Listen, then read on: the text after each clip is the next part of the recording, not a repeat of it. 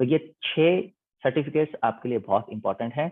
अगर आप भी सेशन 23-24 के लिए न्यू एफिलिएशन, फ्रेश एफिलिएशन या फिर एक्सटेंशन अपग्रेडेशन वगैरह अप्लाई करना चाहते हैं, अगर तो वो नॉर्म्स को मीट करते हैं तो ही आपके एप्लीकेशन को कंसीडर किया जाएगा, अदरवाइज नहीं किया जाएगा। The scrutiny at the first level will be done by using artificial intelligence. जो 10,000 आपने दिए थे इनिशियल पेमेंट के तौर पे, वो फॉरफिट हो जाएंगे, वो आपको रिफंड नहीं होंगे, आपको नए सिरे से अप्लाई करना होगा और नए सिरे से पेमेंट भी करनी होगी। हेलो फ्रेंड्स, जैसा कि आप जानते ही हैं कि पिछले साल सीबीएसई ने स्कूल एफिलिएशन के लिए एक नया सिस्टम इंट्रोड्यूस किया था जिसको उन्होंने सरस नाम दिया था।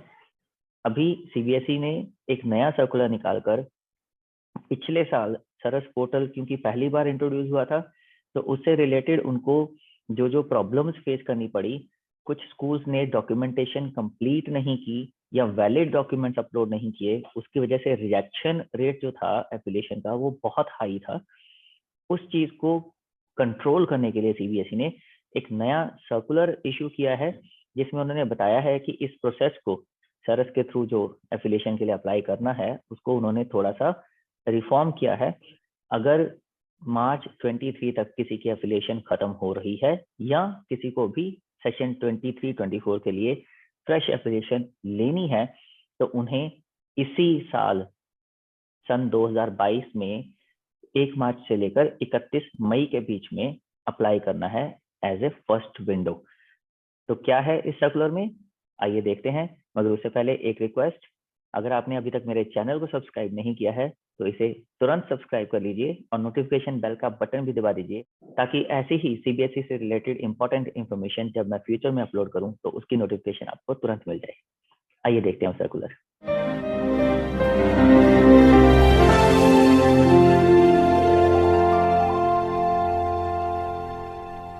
तो ये है वो सर्कुलर जिसमें सीबीएसई ने सभी स्कूल्स के हेड्स या मैनेजर्स को एड्रेस किया है और it is about submission of applications for the fresh affiliation under various categories for session 23-24 in Saras regarding। तो सरस से रिलेटेड जितनी भी एप्लीकेशंस फ्रेश अपलोड होनी है उससे रिलेटेड ये सर्कुलर है। क्या कहता है ये circular? The board has implemented the school affiliation re-engineered automation system SARAS Saras, which is fully automated. This affiliation process was implemented with effect from 16th March 2021 for session 22-23। जैसे मेरे अपने school की affiliation जो थी वो 22-23 के लिए due थी, मार्च 22 तक की थी, तो मैंने भी लास्ट ईयर अप्लाई किया था और एफिलिएशन एक्सटेंशन करवाई भी थी। It relies on self certification from the school. Self certification एक बहुत इंपॉर्टेंट डॉक्यूमेंट है। इसमें पहले क्या होता था, सीबीएसई ने मैंडेटरी कर रखा था कि डीईओ से एक सर्टिफिकेट लेना होता था सभी स्कूल्स को एफिलिएशन एक्सटेंशन के लिए या फ्रेश एफिलिएशन के लिए, मगर इसको उन्होंने बहुत इजी कर दिया और स्कूल्स अब सेल्फ सर्टिफिकेट एक दे सकते हैं जो डीईओ के सर्टिफिकेट के बराबर ही वैलिड है और इसकी वजह से स्कूल्स को ये प्रोसेस काफी इजी हो गया। It was seen that a few schools are submitting incomplete or invalid documents। यही 2 रीजन हैं जिसकी वजह से सीबीएसई को यह नया सर्कुलर इशू करना पड़ा है, या तो इनकम्प्लीट या इनवैलिड डॉक्यूमेंट्स स्कूल्स ने सबमिट किए, due to which the process gets delayed. CBSE ने यह कमिटमेंट किया था कि वो एफिलिएशन की प्रोसेस को 1 महीने के अंदर अंदर कंप्लीट कर देंगे, मगर इस वजह से क्योंकि स्कूल्स ने इनकम्प्लीट या इनवैलिड डॉक्यूमेंट्स अपलोड किए तो सीबीएसई की प्रोसेस डिले हुई, which defeats the purpose of automated system। फायदा कोई नहीं हुआ उनको इस सिस्टम को इंट्रोड्यूस करने का इस वजह से। Thus, certain modifications have been made for processing the applications from the session 23-24। 23-24 के लिए modifications जो की गई हैं वो क्या हैं? The school seeking fresh affiliation shall proceed to apply by filling the details at KYC level, know your customer level। उसमें फर्स्ट स्टेज में स्कूल्स को अप्लाई करना होगा, followed by uploading of mandatory documents in part A. जिन लोगों ने मेरे वो पिछले वीडियोस देखे हैं उन्हें पता होगा कि पार्ट ए, बी और सी 3 तरह के पार्ट्स हैं जिसमें डिटेल्स अपलोड करनी होती हैं, उसके बाद फिर एफिलिएशन मिलती है। तो पार्ट ए में आपको क्या क्या डॉक्यूमेंट्स अपलोड करने हैं? सबसे पहला नो ऑब्जेक्शन सर्टिफिकेट, एनओसी मिलती है आपको स्टेट बोर्ड से, ये आपको अपलोड करनी है। दूसरा आपको अपलोड करना है रिकॉग्निशन सर्टिफिकेट, ये आपको RTE right to education act के अंडर मिलता है।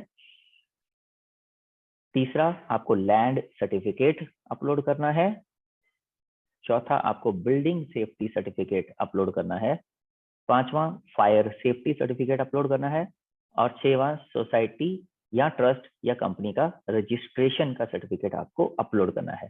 तो ये 6 सर्टिफिकेट्स आपके लिए बहुत इंपॉर्टेंट हैं। अगर आप भी सेशन 23-24 के लिए न्यू एफिलिएशन, फ्रेश एफिलिएशन या फिर एक्सटेंशन अपग्रेडेशन वगैरह अप्लाई करना चाहते हैं, तो आपके लिए बहुत जरूरी है कि आप 1 मार्च से पहले ये सर्टिफिकेट्स, अगर आपके लैप्स हो चुके हैं तो नए बनवा लीजिए, अगर आपने नहीं बनवाए हैं तो बनवा लीजिए। अगर एक्सपायर हो चुके हैं तो आपके लिए बनवाना बहुत जरूरी है 1 मार्च से पहले, ताकि आप आराम से इसे अप्लाई कर पाएं। अब आगे ये इंपॉर्टेंट इंफॉर्मेशन है, all the data filled by the school should B exactly the same and match with the mandatory documents. ये जो 6 मैंडेटरी डॉक्यूमेंट्स ऊपर बताए हैं आपको, उसके साथ आप जो डाटा फिल करेंगे पार्ट ए में, वो एग्जैक्टली मैच करना चाहिए। डाटा कैसे? जैसे डेट्स, आपको सर्टिफिकेट किस डेट को इश्यू हुआ था, कब उसकी एक्सपायरी होगी, ये सब डिटेल्स जो है वो एग्जैक्टली मैच करनी चाहिए, मिसमैच नहीं होना चाहिए। The school shall use scanners to scan the documents to upload and refrain from using mobile phone. कुछ स्कूल्स क्या करते हैं, मोबाइल फोन में कैम स्कैनर वगैरह से फोटो क्लिक करके उसे डॉक्यूमेंट के तौर पे अपलोड कर देते हैं, मगर सीबीएसई को उसमें प्रॉब्लम फेस करनी पड़ती है। इसलिए जो प्रिंटर के साथ स्कैनर्स होते हैं, ऑल इन वन या अलग से स्कैनर्स होते हैं, उसको सीबीएसई ने प्रेफर करने के लिए बोला है, तो आप प्लीज इसे प्रेफर कीजिए। The school shall fill the necessary details and upload above documents and make a payment of 10,000 rupees. अब पार्ट ए में जब आप ये केवाईसी करेंगे, केवाईसी के टाइम पे आप जब ये डॉक्यूमेंट्स अपलोड करेंगे, उसके बाद आपको 10,000 रुपीज की एक वन टाइम पेमेंट करनी पड़ेगी सीबीएसई को, जिसके बाद सीबीएसई इन डॉक्यूमेंट्स की स्क्रूटनी करेगी। Thereafter there will be a scrutiny of mandatory documents by the board, and only if mandatory documents meet the norms, the applications will be considered valid and taken up for further processing. अगर तो वो norms को meet करते हैं तो ही आपके application को consider किया जाएगा, अदरवाइज नहीं किया जाएगा। In case of application whose mandatory documents are found correct, the school will be informed on progress panel और एसएमएस। आप सरस पोर्टल खोलेंगे, जब आप अप्लाई करना शुरू करेंगे रजिस्टर करके, तो वहाँ पे एक प्रोग्रेस पैनल ऊपर रहता है, उसमें अलग अलग बॉक्सेस बने हुए हैं, उसमें आपकी प्रोग्रेस लगातार रिफ्लेक्ट होती रहती है कि आपने किस स्टेज तक प्रोग्रेस कर ली है, कहाँ आप पहुंच गए हैं। तो या तो प्रोग्रेस पैनल पर आपको बता दिया जाएगा एक्सेप्टेंस अगर डॉक्यूमेंट्स की होगी, या फिर आपको एसएमएस कर दिया जाएगा। उसके बाद आप प्रोसीड कर सकते हैं for filling part B and other details, और फाइनल पेमेंट कर सकते हैं बैलेंस फीस के साथ। Inspection team will be constituted immediately and within a month the school should be ready for inspection. जैसे मैंने आपको पहले बोला, महीने के अंदर अंदर सीबीएसई की कोशिश होती है प्रोसेस कंप्लीट करने की, तो आपको 1 महीने के अंदर अंदर आपका स्कूल इंस्पेक्शन के लिए रेडी होना चाहिए, इंस्पेक्शन टीम कॉन्स्टिट्यूटेड होते ही। The scrutiny at the first level will be done by using artificial intelligence. जो फर्स्ट लेवल है वहां पे आर्टिफिशियल इंटेलिजेंस का यूज किया जाएगा। And if the scores obtained is more than the cutoff value, no manual scrutiny will be done. जो आपने documents upload करे हैं, जो आपने डिटेल्स अपलोड करी हैं, उसके बेसिस पर एआई को यूज करके सीबीएसई स्क्रूटनी करेगी। एक बेसिक कट ऑफ, सपोज 100 में से कट ऑफ रखा गया है 80 का, अगर आपका स्कूल वो 80 अचीव कर लेता है, तो in that case manual scrutiny नहीं की जाएगी डॉक्यूमेंट्स की, उसे मान लिया जाएगा कि आपके डॉक्यूमेंट्स वैलिड हैं। In other cases, there will be manual scrutiny restricted to submission of mandatory documents, which will be completed within 15 working days from the date of submission of the application. अगर by chance cut off से नीचे है आपका score, तो manual scrutiny की जाएगी mandatory documents की, और ये प्रोसेस 15 दिन के अंदर अंदर कंप्लीट कर ली जाएगी, एप्लीकेशन सबमिट होने के 15 दिन के अंदर अंदर।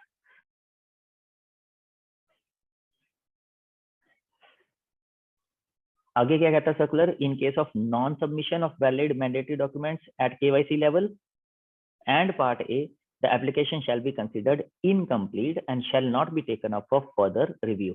अगर आपके डॉक्यूमेंट्स जो हैं वो वैलिड नहीं पाए गए तो प्रोसेस को इनकम्प्लीट माना जाएगा और कोई फर्दर रिव्यू नहीं होगा उसका। ये मैनुअल स्क्रूटनी के बाद होगा। The exact nature of deficiency will be informed. क्या कमी है जिसकी वजह से आपकी प्रोसेस इनकम्प्लीट रही है वो आपको इन्फॉर्म किया जाएगा थ्रू प्रोग्रेस पैनल, जैसे मैंने पहले बताया, या फिर SMS के through. Thereafter the schools will have to apply a fresh, नए सिरे से अप्लाई करना पड़ेगा फिर स्कूल्स को जिनकी प्रोसेस को इनकम्प्लीट कर दिया गया है।